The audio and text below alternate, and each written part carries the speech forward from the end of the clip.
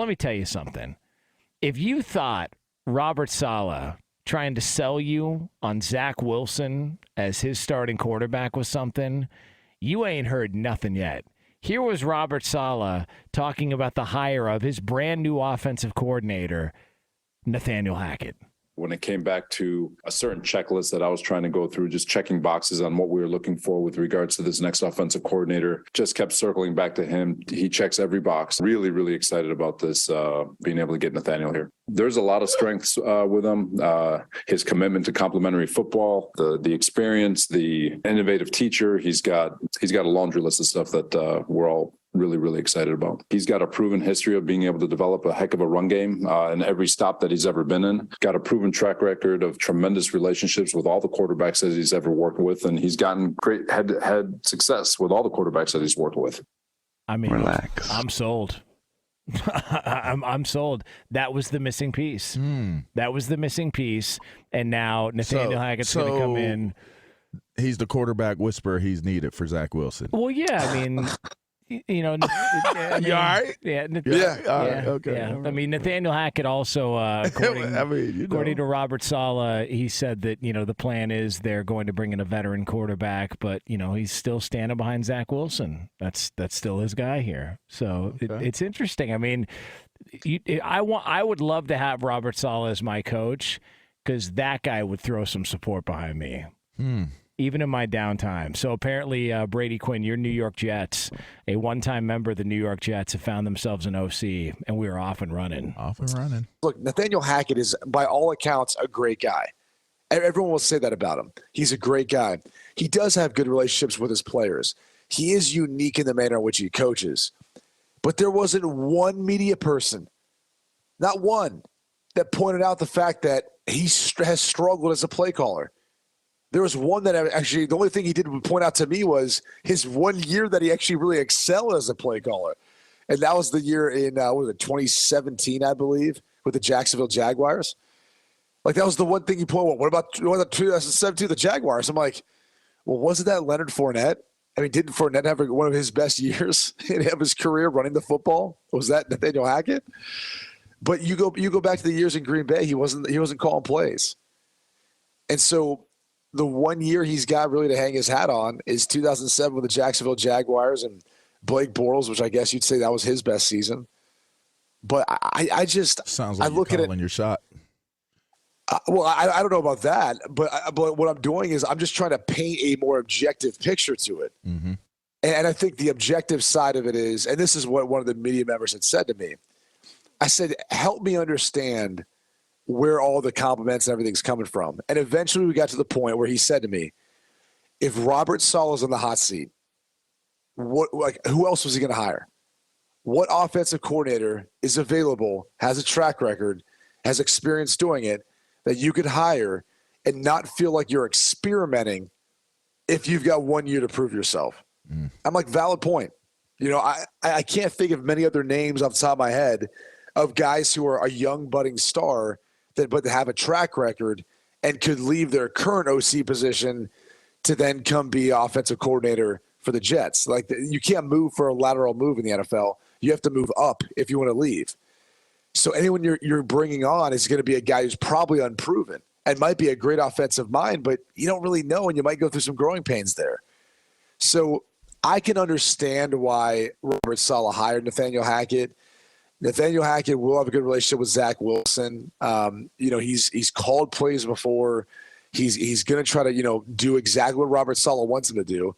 And then the final piece is, if they are putting together a package to get Aaron Rodgers, it doesn't hurt. It doesn't hurt to have a guy that he's familiar with, an offensive system he's familiar with, to then go try to lure him away and maybe, make a trade with the Green Bay Packers if they're thinking that in the back of their head. Why couldn't they just hire him and let that be it? You know what I mean? Like, why can't you just make a hire of a coordinator and let that be it? The sell job just reeks of an organization that's sensitive, they can try and sell everybody on Nathaniel Hackett all they want. Fact of the matter is, the problem wasn't the quarterback, or a coordinator rather. The problem was the quarterback. The defense was fine. They've got the rookie of the year who's up for the award. They've got the defensive rookie of the year potentially. Like, the roster is growing. They're in a good place. They did win games. Once Hall went out with the injury against Denver, you saw that the team went in a different direction. To me, this just is like them selling everybody on Nathaniel Hackett. But if you don't land a quarterback, you're still back to the same point. That's so the you're part saying I they still have to land a quarterback? Yes. Oh, wow. I don't think a coordinator was the issue with Zach Wilson. Everybody says he works really hard. He shows up, puts the time in. It's the fact that it became a thing. Robert Saleh made it a thing, and then Zach Wilson started to melt down publicly, and then he started to get the yips or whatever you want to call it. They can say, well, it's the coordinator and try and make whatever excuse they want. This has got to be a play for Rodgers. It has to be. Oh, wow. Well, I mean, and Woody came out and said he wanted to put up some big-time money to get a big-time quarterback in there. I just felt like the way Robert Saleh talked about the development and the maturity that he was looking for out of Zach Wilson, him talking about Hackett the way that he's talking about Hackett in the press conference sounds as though he's bringing in a quarterback's coach. He's bringing in someone who can build a relationship and crack the code with Zach Wilson. That's what I took from it.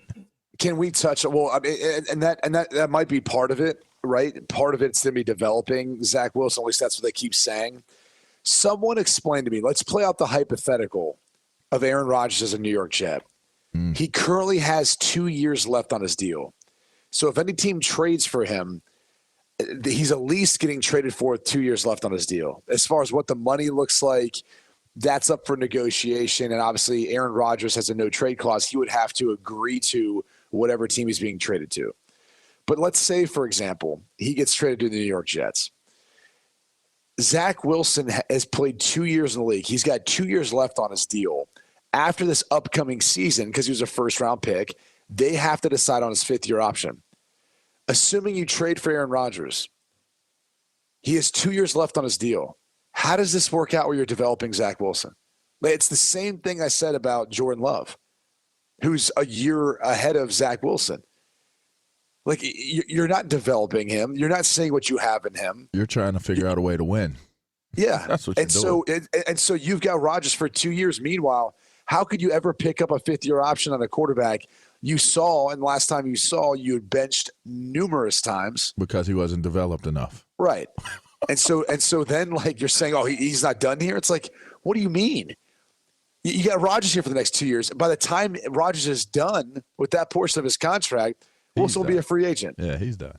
So I don't really see the whole logical path to developing Zach Wilson with the Jets and having him there. As I said before, as much as I didn't see things working out for the Jets this season, I also hated how they handled things for Zach. I wish they would have let him stay in there, fight through the adversity, and see if he can build from that. And if he can't, so be it. But jerking him in and out of the lineup, that doesn't help. So now you find yourself in no man's land. And I feel like they'd be better off trading him somewhere else, giving him a chance to go compete, go play somewhere else with the 2 years left on his deal instead of sitting behind Aaron Rodgers. I don't think that's the best thing for him. And then he becomes a free agent. Then what do you do? Well, I'll say this. It puts Nathaniel Hackett in a position to get back to being a head coach if he can be successful with whoever the quarterback is. It's a prime opportunity because of how big the market is. And if they are able to win, it does position him to be able to put his name back in that hat eventually. So this could be, there's a lot of incentive value for Hackett to come in and be the guy that salvages a top draft pick for the franchise. I wonder what would be the most advantageous situation for him, though. Clearly it would be if you were able to get Aaron Rodgers in there. That would clearly be what would be most advantageous. But I'm curious as to is Nathaniel Hackett there as the guy to come in that they think can help Zach Wilson get on track. Not to bring it back up, but I mean, it is kind of odd though to think like Woody Johnson, Johnson & Johnson, the whole COVID vaccine thing. Rodgers. Yeah, I'm immunized. That would be pretty funny. How is that going to go down? I don't know. That would be pretty funny. Am I the only one that's connecting the dots here? That's like, well, this could be a little awkward.